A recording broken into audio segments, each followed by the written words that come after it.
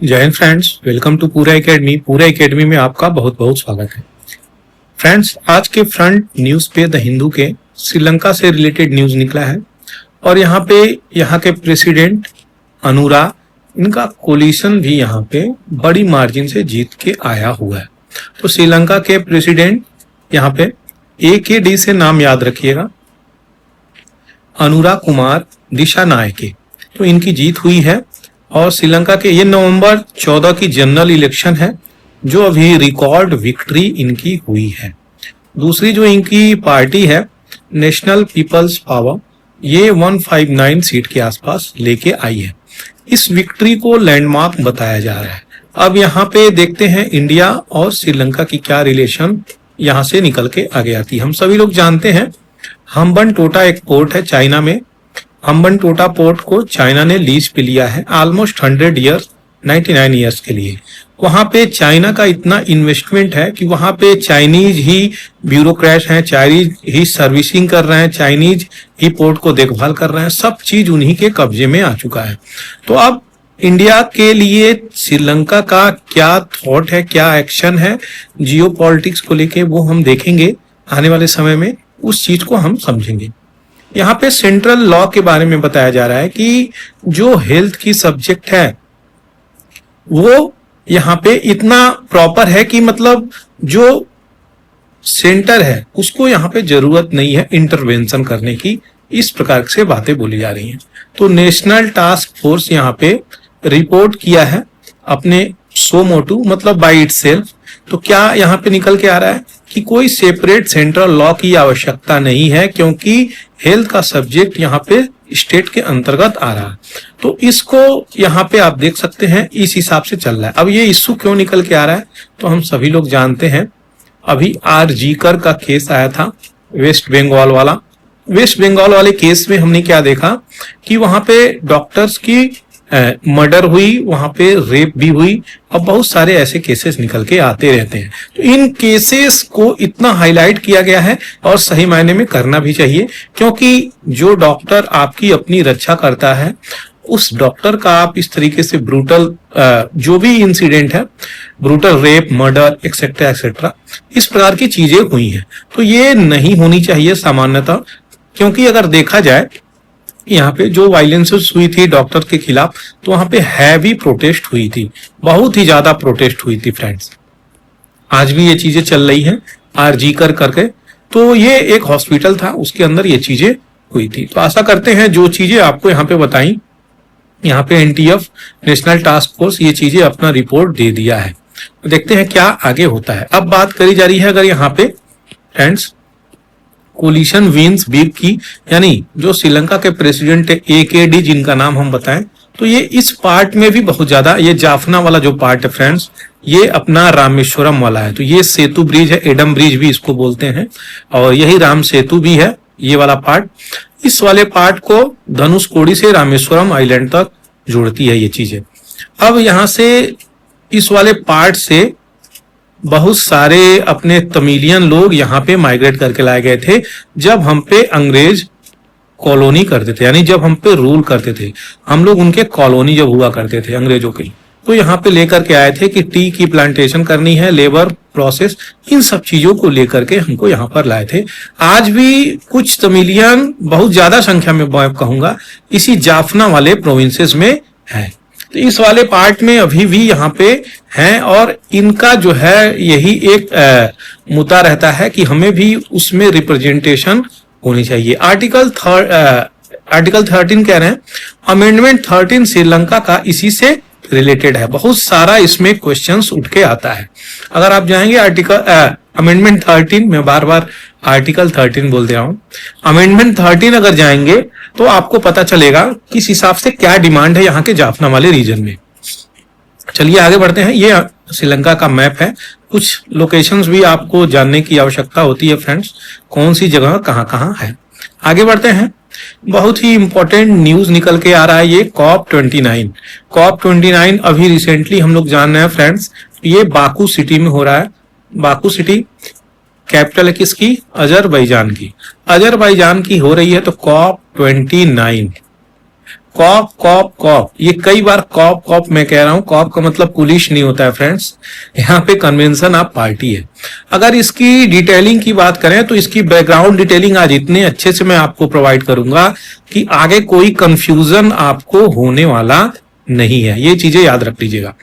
अब यहाँ पे सबसे पहले देखेंगे क्लाइमेट फाइनेंस की बातें चली जा रही हैं, कई दिन से मैं इसके बारे में बातें कर रहा हूं, तो बातें क्या निकल के आ रही हैं, तो एनसीक्यूजी है ये, तो ये न्यू कलेक्टिव क्वांटिफाइड गोल, इसके अंदर एक फाइनेंस फंड बनाया गया है, एक प्रकार से फंड ही होगा जो डेवलप्ड नेशन, डेवलपिंग या लिस्ट डेवलप्ड को प्रोवाइड करेगी कि आप लोग रिन्यूएबल एनर्जी पे शिफ्ट हो जाइए, आप लोग फॉसिल फ्यूल को कम करिए। तो देखते हैं किस हद तक ये चीजें निकल के आ रही हैं, यही यहाँ पे बोली जा रही है। तो भारत की जो इन्वायरमेंट मिनिस्ट्री है वो ये कह रही है कि आप लोग 5 to 5.6 ट्रिलियन इकोनॉमी जो 2030 तक देनी है, ट्रिलियन डॉलर जो देनी है 2030 तक, वो ये याद रखिएगा कि आप लोग कोई हम लोगों को पैसा नहीं दे रहा है, बल्कि ये एक प्रकार से हम लोग वो चीजें कम कर रहे हैं, उसकी वजह से ये दे रहे हैं। दूसरी, ये मत सोचिए कि ये कोई इन्वेस्टमेंट के रूप में है, आप लोग इन्वेस्टमेंट के रूप में इसको मत देखिए कि हम लोगों ने इतना इन्वेस्टमेंट किया। हम लोग अगर कोई चीज अपना कट करेंगे, अपना प्रोडक्शन भी गिराएंगे और रिन्यूएबल एनर्जी पे शिफ्ट करेंगे, तो हमें ये चीज मिलनी चाहिए। एक प्रकार से ये कहीं ना कहीं राइट्स, अधिकार के रूप में भारत सरकार बोल रही है इस बात को, और ये चीजें होनी भी चाहिए, क्योंकि अगर हम वो चीजें कट डाउन करते हैं फॉसिल फ्यूल को, तो आखिर क्यों? क्योंकि आप लोग तो भैया यहाँ से आगे बढ़ चुके हैं, आप लोगों ने खूब ज्यादा प्रदूषण मचाया। लंदन की अगर बात करें फ्रेंड्स, तो एक नदी है थेम्स, ये कभी इतनी गंदी थी, आज की अगर दिल्ली की यमुना में जो झाग बन रही है उस हिसाब से कंडीशन थी, लेकिन आज गंगा की तरफ पवित्र दिखती है।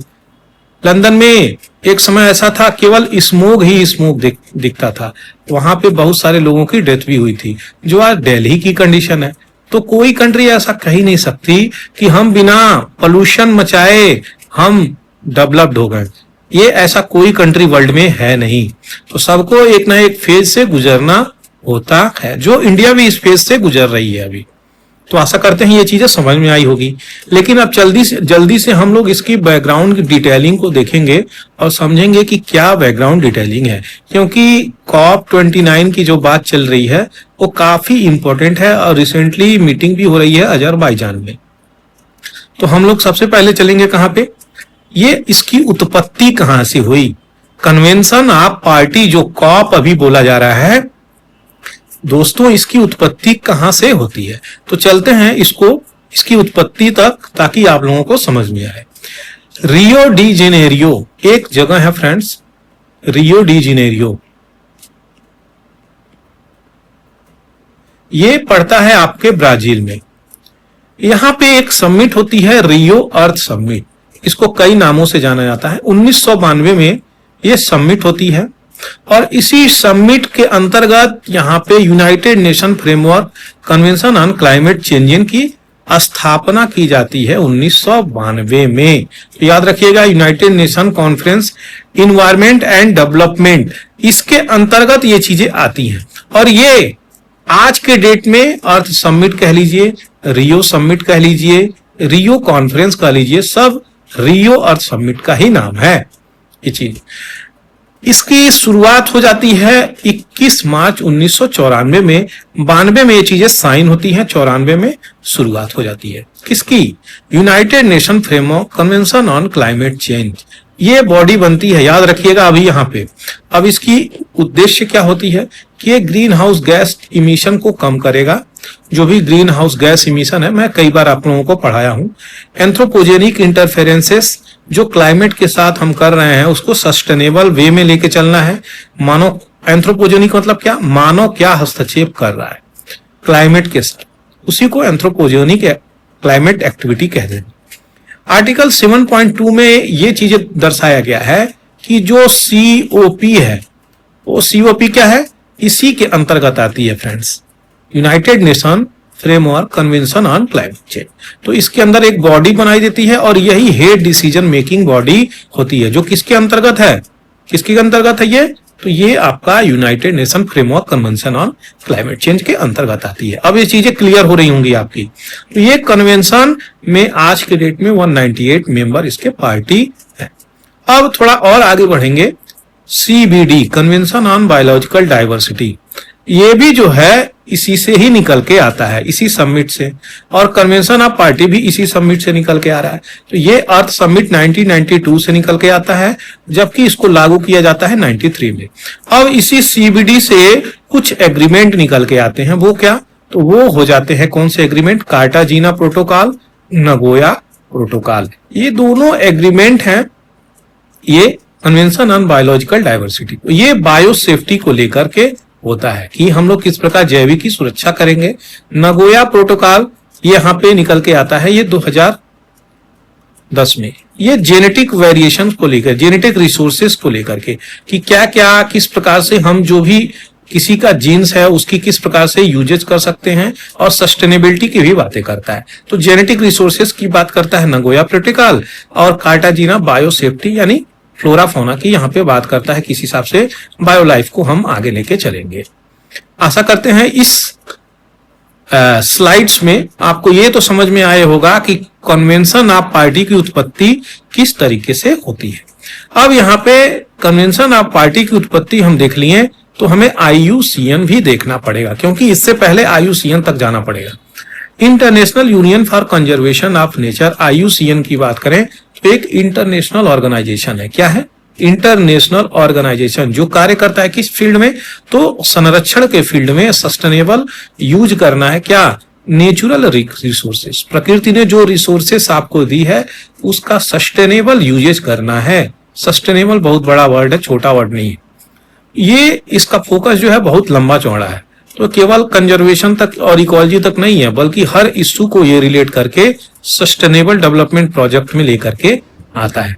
ऑर्गेनाइजेशन को अगर सही मायने में देखें वाइडर व्यू में, तो यहाँ पे IUCN रेड लिस्ट भी यहाँ पे तैयार करता है, जिसमें थ्रेटेंड स्पेसीज होते हैं, conservation status of species world wide, ये सब बताता है कि कौन वल्नरेबल है, कौन इंडेंजर्ड है, और कौन क्रिटिकली इंजेंडर्ड है, कौन लिस्ट कंसर्न है। तो सारी चीजें ये IUCN रेड लिस्ट में आती है।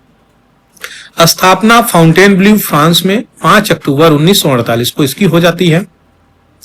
हेड क्वार्टर ग्लैंड स्विट्जरलैंड में है। नेशनल लेवल की अगर बात करें तो IUCN हेल्प करता है गवर्नमेंट को कि प्रिपेयर करिए भैया आप अपना नेशनल बायोडाइवर्सिटी पॉलिसी, ताकि हम ये जो लाइफ है बायो लाइफ उसकी हम देखभाल कर सके। इंटरनेशनली यहाँ पे IUCN प्रोवाइड करता है एडवाइस किसको? इन्वायरमेंटल कन्वेंशन पे। तो यही है कन्वेंशन जो बायोलॉजिकल डाइवर्सिटी है। तो इसके अंतर्गत ये चीजें आ रही हैं। IUCN ये biological diversity sites framework convention on climate change जो UNFCCC की बात कर रहे हैं, CBD की यहाँ पे बात कर रहे हैं, तो ये प्रोवाइड करता है एडवाइज। लेकिन ये सब ये CBD वगैरह आ किसके रहे हैं? UNFCCC के अंतर्गत, ये चीजें याद रखिएगा।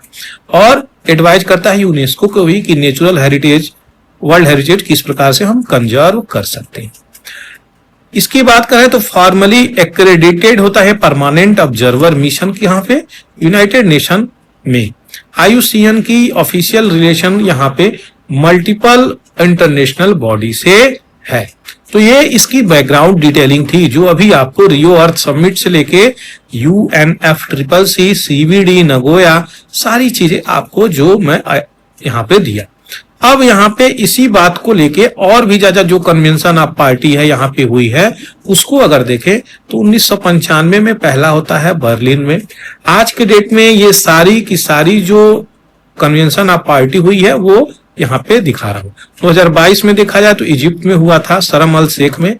2023 में देखा जाए तो अबू धाबी में हुआ था। 24 में जो हो रहा है 11 नवंबर से शुरुआत इसका चल रहा है, तो अजरबैजान बाकू सिटी में ये चीजें चल रहा है।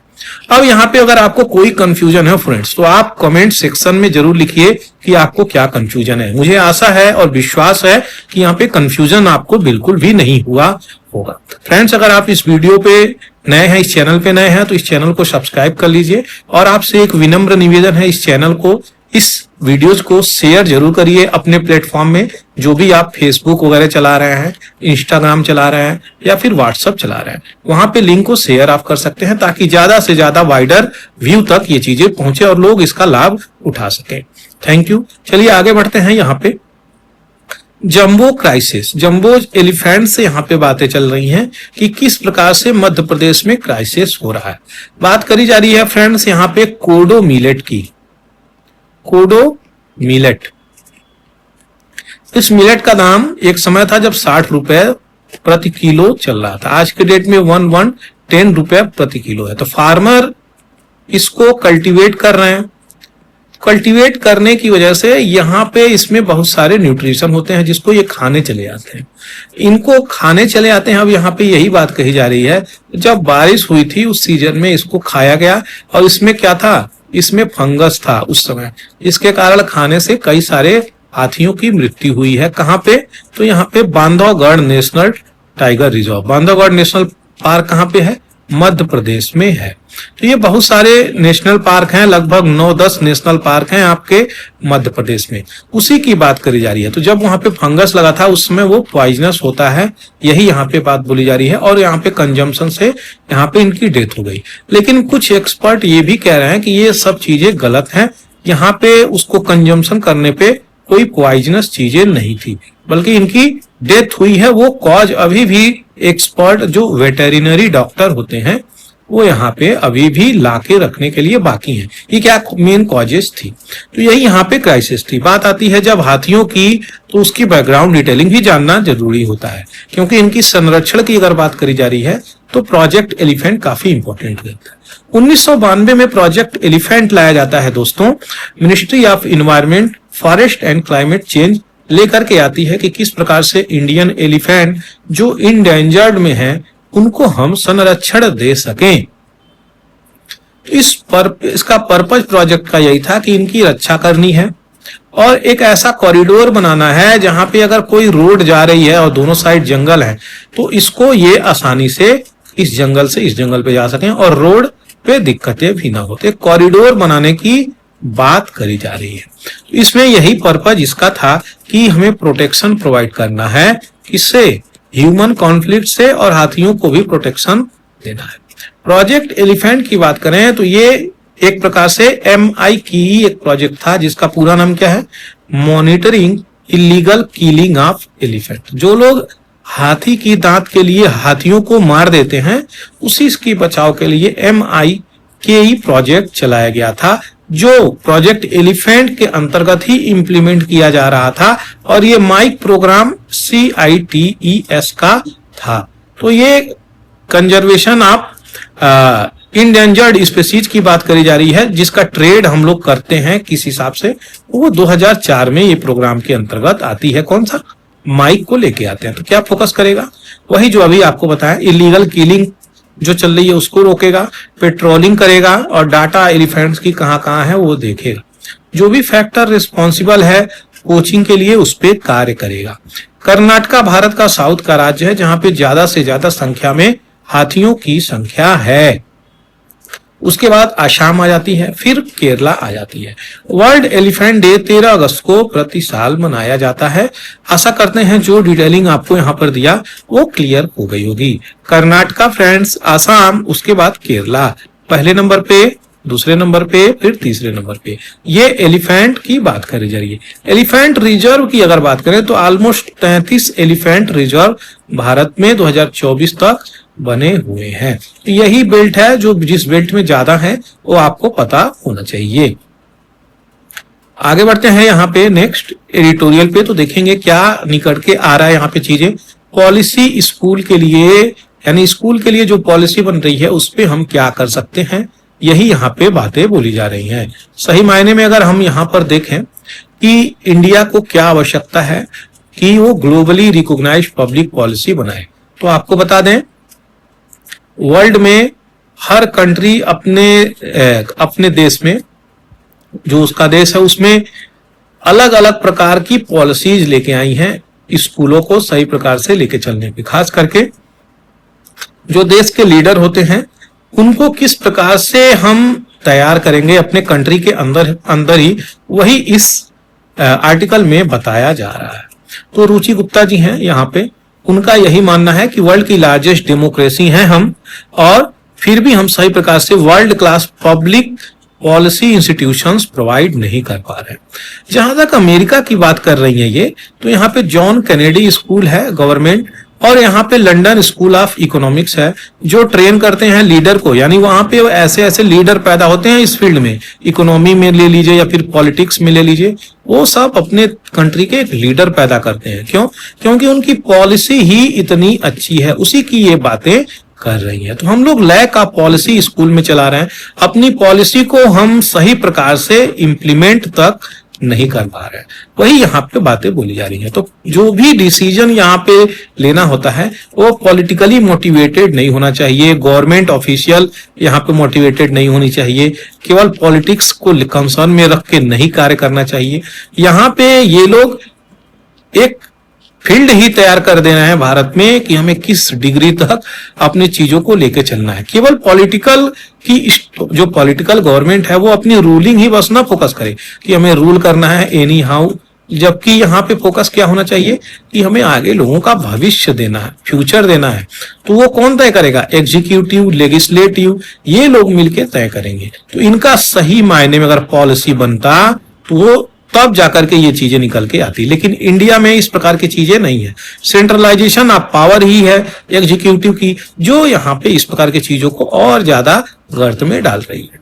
सही मायने में अगर देखा जाए यहाँ पे तो वीक फॉर्मलाइजेशन हो रही है, जो क्या निकल के आ रही है इंडिया में इस प्रकार की लूप होल्स को क्रिएट कर रही है। और सबसे प्रमुख फैक्टर पावर की यहाँ पे निकल के आ रही है। क्या?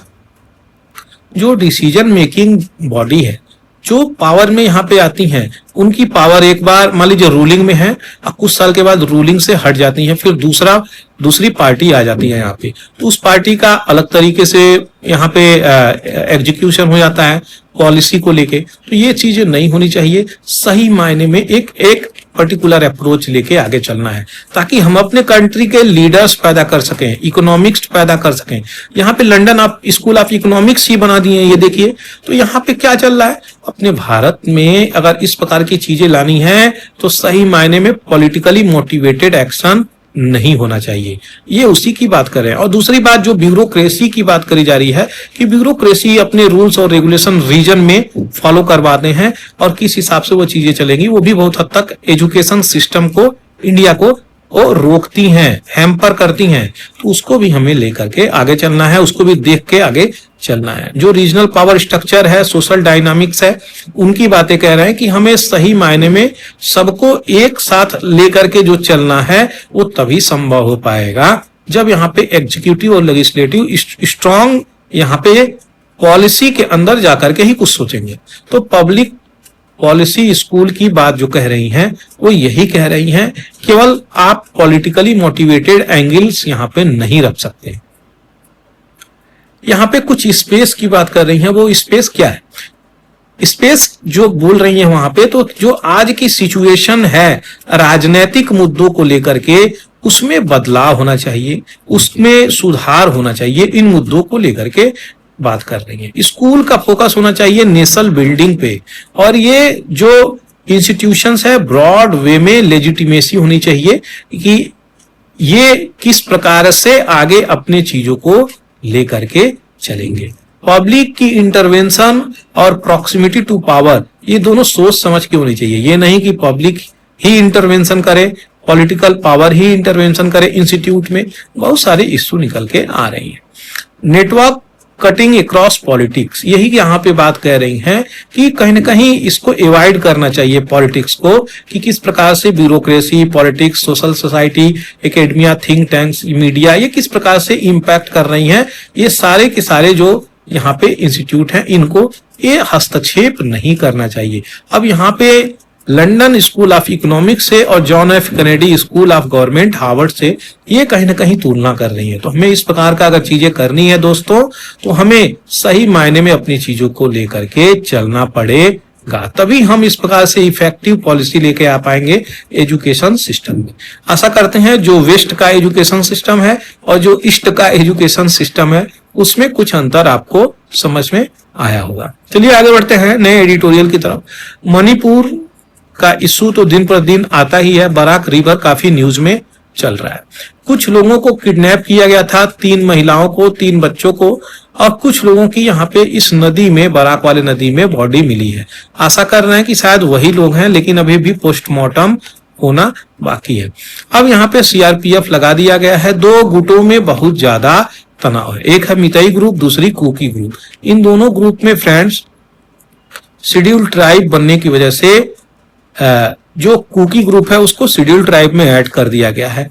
शेड्यूल ट्राइब में ऐड करने के बाद इनको बहुत सारा क्या मिलता है, रिबेट मिलता है, रिजर्वेशन मिलता है, जिनके कारण ये वंचित रह जाती है समुदाय। और ये समुदाय almost 60 to 70% of the Mizoram population रखती है। इनका यही क्वेश्चन है कि हमें भी इसमें डालो, अगर इन्हें डाले हो तो। अब इस प्रकार की चीजें चल रही हैं, तो इसी कॉन्फ्लिक्ट को लेकर के दोनों ग्रुपों में बहुत समय से, ऑलमोस्ट 2 साल तो होने जा रहा है, तो इनका लड़ाई चालू है। उसी की वजह से सिविल वार यहाँ पे छिड़ा हुआ है। अब यहाँ पे इस नदी को देख लेते हैं, क्योंकि न्यूज में आ गया है ये नदी। तो बराक रिवर को बड़ा बोकारो रिवर भी कहते हैं। 900 किलोमीटर की दूरी तय करती है। मणिपुर, मिजोरम और आसाम से होके बहती है ये नदी, और बांग्लादेश में भी ये जाती है। वहां पे 2 पार्ट में टूट जाती है बांग्लादेश में जाने के बाद। तो एक सुरमा रिवर हो जाती है, दूसरा कुशियारी रिवर हो जाती है। उसके बाद मेघना रिवर में जाकर के मिल जाती है, जो गंगा का डेल्टा फॉर्म करती है। तो ये बांग्लादेश में भी जाती है, इंडिया में भी बहती है, जो आपको पता होना चाहिए। यही सिलचार सिटी है जहां से ये नदी निकल के जा रही है। अच्छा, इस प्रकार का जब भी नदी कृत्य करती है तो यहाँ से एक फोर्स निकलता है। ये फोर्स निकलते निकलते निकलते निकलते निकलते मतलब एक प्रकार से थाउजेंड्स ऑफ द ईयर लग जाते हैं इस प्रोसेस को। अगर बड़ी नदी है तो यहाँ से कट जाएगा, और ये नदी यहाँ से, यही होता है फ्रेंड्स मिएंडर। मिएंडर इसे ही बोलते हैं। बाद में इस यहाँ पे ऑक्सबो लेक बन जाती है, तो ये पार्ट पानी से घिर जाएगा और नदी यहाँ से चलने लगेगी। ये मिएंडर वाला पार्ट हो जाता है। तो आशा करते हैं जो आपको समझाया यहाँ पे अच्छा लगा होगा। फ्रेंड्स, अगर अच्छा लगा हो तो एक निवेदन है, फेसबुक पे इसको जरूर से शेयर कर दीजिएगा। आगे बढ़ते हैं। यहाँ पे 700 kg यहाँ पे सीज किया गया है और 8 लोगों को अरेस्ट किया गया है। तो जिनको अरेस्ट किया गया वो ईरान के बताया जा रहा है। एक ऑपरेशन किया गया है पोरबंदर के आसपास, और इस पे एनसीबी ने, नारकोटिक कंट्रोल ब्यूरो, यहाँ पे इनको अरेस्ट करी है। तो ये अरेस्ट करी है, क्या ये चीजें कर रहे थे? तो ये ड्रग्स की तस्करी कर रहे थे। ड्रग्स की तस्करी किस ऑपरेशन के अंतर्गत इनको पकड़ा गया है? तो ऑपरेशन सागर मंथन लॉन्च किया गया है, जिसके कारण यहाँ पे ड्रग ट्रैफिकिंग जो हो रही थी उसको पकड़ा गया है। ये चीजें याद रखिएगा दोस्तों। एंटी टेररिज्म स्क्वाड, ये एटीएस जो ग्रुप बनाई जाती है, वही ये ग्रुप इन लोगों को पकड़ी है। तो कहां पे? पोरबंदर में ये चीजें हुई हैं, याद रखिएगा। आगे बढ़ते हैं। यहाँ पे एपेक की समिट होने वाली है। कहां पे? तो लीमा में। ये कहां है? ये आपका पेरू में है। पेरू की राजधानी लीमा। जिनपिंग साहब, बिडेन दोनों लोग अटेंड करेंगे बायलेटरल मीटिंग से पहले। अपेक, तो अपेक के बारे में हमें जानना जरूरी हो जाता है। चलिए अपेक के बारे में जानते हैं। एशिया पैसिफिक इकोनॉमिक कॉरिडोर, ये ध्यान दीजिएगा, इकोनॉमिक कॉरिडोर की बात करी जा रही है। यहाँ पे ट्रेड की ही बात होगी। तो ये एक इंटर गवर्नमेंटल फोरम है। ध्यान दीजिएगा, कई देशों की गवर्नमेंट ग्रुप बना के ये फोरम तैयार करती हैं, जिसमें 21 मेंबर इकोनॉमी है। 21 मेंबर इकोनॉमी है, यानी इकोनॉमिक बात चलती है। पैसिफिक रिम, और ये क्या प्रमोट करेंगे? फ्री ट्रेड होना चाहिए भैया एशिया पैसिफिक रीजन में। एशिया पैसिफिक रीजन में यहाँ पे होनी चाहिए, जिसमें कौन सी कंट्री आती है? तो ये ऑस्ट्रिया से लेके वियतनाम तक 21 नेशन के आसपास आती हैं। ये पेरू में जो हो रहा है अभी, तीसरा यहाँ पे एपेक का मीटिंग हो रहा है। सबसे पहले 2008 में हुआ, फिर 16 में हुआ, फिर 24 में हुआ। 8, 16, 24, तो तीसरा ये मीटिंग अपेक की होने वाली है। स्टार्टिंग 1989 में हुई है, हेडक्वार्टर सिंगापुर में है। फर्स्ट 4 एनुअल जो मीटिंग इसकी हुई वो इस रूप में हुई थी, मिनिस्टेरियल लेवल ऑफिशियल के रूप में। लेकिन 1993 से ये अपेक की शुरुआत हो जाती है और हेड्स ऑफ गवर्नमेंट मीटिंग करते हैं। हेड्स ऑफ द गवर्नमेंट मतलब का, मिनिस्टेरियल मतलब क्या? समझ में आ रहा है आपको? हेड ऑफ गवर्नमेंट मतलब मोदी जाएंगे, और वैसे तो इंडिया इसका पार्ट नहीं है, लेकिन यहाँ पे अगर पार्ट होता तो मोदी जाएंगे, जैसे कि जिनपिंग जाएंगे, जैसे कि जो बिडेन साहब जाएंगे, ये लोग जाएंगे। और मिनिस्टेरियल का मतलब क्या, यहाँ पे अमित शाह जाएंगे, मिनिस्ट्री जाएगी। ये चीजें आपको समझनी चाहिए। अब यहाँ पे ऑल मेंबर इसके इकोनॉमी है, लेकिन ताइवान जो है ये मिनिस्टेरियल लेवल अभी भी रखा है, तो ये अपने हेड ऑफ द गवर्नमेंट नहीं भेजता है, ये क्या भेजेगा, मिनिस्टेरियल लेवल भेजेगा। आशा करते हैं चीजें आपको समझाने में मैं सफल हो गया हूंगा। न्यू फिलीपींस मैरीटाइम लॉ बनी है। इस लॉ से लोगों की बहुत सारी इश्यू निकल के आ रही है। तो जो मलेशिया है क्लेम कर रहा है ये लॉ हमें मंजूर नहीं है, वो अपना चीजें पहले बताया। अब यहाँ पे निकल के आ रही हैं क्या, सबसे पहले आपको बता दें मलेशिया कहाँ है। तो मलेशिया ये रहा। फिलीपींस कहाँ है, तो ये फिलीपींस पूरा यही फिलीपींस है। अब इस फिलीपींस की बातें कर रहे हैं हम, तो वियतनाम को भी देखना पड़ेगा। वियतनाम देखेंगे तो साउथ चाइना सी को भी देखना पड़ेगा। अब इतना चीज अगर हम देख लिए तो यहाँ पे कुछ इंपॉर्टेंट आइलैंड है, पहले उसको बताएंगे, जो कि डिस्प्यूटेड आइलैंड है। ये आइलैंड कौन है, Paracel island, Scarborough island, Spratly island. तो ये कुछ 9 डैश लाइन इसको बोला जाता है फ्रेंड्स। ये 9 डैश लाइन यहां तक कहता है कि ये हमारा चाइना क्लेम करता है। अब यहां तक चाइना क्लेम करता है जो आपको अभी मैं बताया। अब इस चीज को अगर सही मायने में देखें, जो पार्सल आइलैंड है, स्कारबोग और स्पार्टली, बोलता है कि भैया यहां तक मेरी पार्टी। अब फिलीपींस से इसका बनता तब नहीं है, तो इसलिए यहाँ पे ये रीजन काफी न्यूज में रहता है। अब मलेशिया कह रहा है कि जो आप भाई यहां तक बोले हैं, क्लेम कर रहे हैं कि मैरीटाइम आपका एरिया है, वो हमें मंजूर नहीं है। तो वही मलेशिया यहाँ पे अपना बात कह रहा है, और मलेशिया यहाँ पे प्रोटेस्ट कर रहा है न्यू मैरीटाइम लॉ फिलीपींस ने, जो यहाँ पे उसकी टेरिटरी में आके इंक्रोच किया है।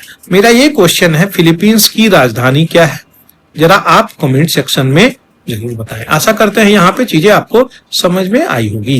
कुछ यहाँ पे साउथ चाइना से जो क्लेम कर रहा है, ये 9 डैश लाइन है चाइना की, ये यहाँ पे देख सकते हैं, पार्सली आइलैंड, स्कारबोग और पार्सल, ये यहाँ तक जाती है। यही चीजें ताइवान के साथ कर रहा है, ये फिलीपींस के साथ करता है, मलेशिया के साथ, वियतनाम के साथ, इन कंट्री के साथ ये करता रहता है। कौन, चाइना। यहाँ पे जो अभी रिसेंटली कल का मैच आप लोगों ने आनंद लिया होगा, यहाँ पे संजू सैमसंग है और यहाँ पे तिलक साहब है। दोनों लोग इतिहास रच दिए इंडियन हिस्ट्री में। तो इंडियन क्रिकेट हिस्ट्री में यहाँ पे इतिहास रचा गया है।